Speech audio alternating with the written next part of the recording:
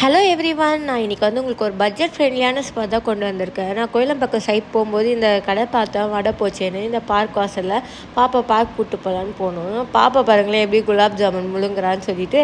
நான் சாப்பிட்றது வந்து சென்னா சமோசா. எனக்கு வந்து நிறைய இடத்துல வந்து இதோட டேஸ்ட் வந்து பிடிக்காது அவ்வளோவா. ஆனால் வந்து எனக்கு இங்கே ரொம்ப பிடிச்சிருந்தது. சுட சுட கொடுத்தாங்களா, டேஸ்ட் வந்து நல்லாவே இருந்துச்சு. நானே வந்து எக்ஸ்ட்ரா ஒன்று கேட்டு வாங்கி சாப்பிட்டேன்.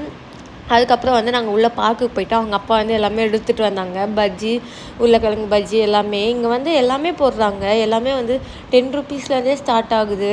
சமோசா, ஈவன் ப்ரௌனீஸ்லாம் கூட கொண்டு வர போதா சொல்லிட்டு இருந்தாங்க. நீங்கள் வந்து இந்த பார்க் வந்தீங்களா, இல்லை இந்த சைடு வந்தீங்கன்னா இந்த கடையில் ஒரு வாட்டி ட்ரை பண்ணி பாருங்கள். அவங்க இப்போ தான் புதுசாக ஸ்டார்ட் பண்ணுறதா சொன்னாங்க. சரி, நம்மளுமே வீடியோஸ் போட்டால் ஹெல்ப்ஃபுல்லாக இருக்குமேன்னு நினச்சேன்.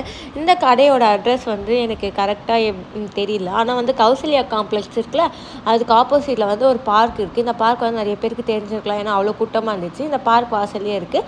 அந்த அண்ணா சொல்கிறதையும் கொஞ்சம் கேளுங்க. சுண்டல் இருக்குது, சுண்டல் 20 ரூபா போடணும். பஜ்ஜி இருக்குது, மிளகா பஜ்ஜி, வரக்காய் பஜ்ஜி, உருளைக்கிழங்கு இருக்குது, பீட்ரூட் இருக்குது, 3 20 ரூபா போடணும்.